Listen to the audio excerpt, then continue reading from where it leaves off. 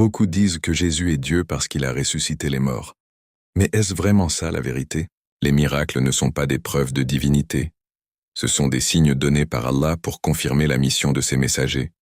Un pouvoir accordé, pas possédé. Si faire des miracles faisait de quelqu'un un Dieu, alors tous les prophètes seraient Dieu. Moïse a ouvert la mer. Abraham est sorti du feu sans être brûlé. Mais aucun d'eux n'a été adoré pour cela.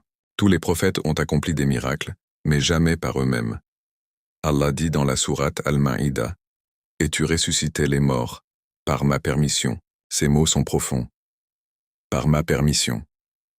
Cela signifie que le pouvoir ne vient pas de Jésus lui-même, mais d'Allah. Il agit avec une autorisation, pas par une capacité propre. Alors réfléchis, un Dieu a-t-il besoin d'une permission? Est-ce que le Créateur des cieux et de la terre dépend de quelqu'un pour agir? Dans l'histoire de Lazare, avant même le miracle, Jésus lève les yeux vers le ciel. Il prie, il remercie, il reconnaît une autorité au-dessus de lui. Il ne dit jamais que le pouvoir vient de lui. Il montre clairement qu'il dépend.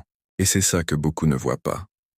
Même dans le miracle, il y a une soumission totale à Allah. Une reconnaissance que rien ne se fait sans sa volonté. Cette dépendance est une preuve importante, parce que Dieu par définition est indépendant.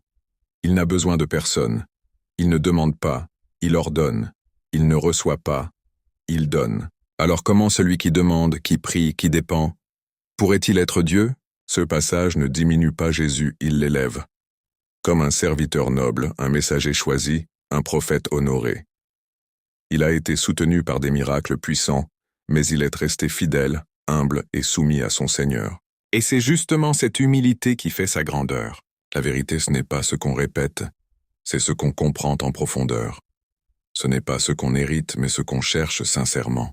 Alors prends le temps de lire, d'observer, de comparer. Ne te contente pas de suivre sans comprendre. Pose des questions, cherche des réponses, et sois sincère dans ta démarche, parce que ta foi est précieuse. Elle mérite réflexion, compréhension et vérité. Si ce genre de réflexion t'aide à voir plus clair, abonne-toi et rejoins la chaîne. Parce qu'ici, on cherche la vérité ensemble. Qu'Allah guide nos cœurs vers ce qui est juste et nous accorde la sincérité dans la recherche de la vérité.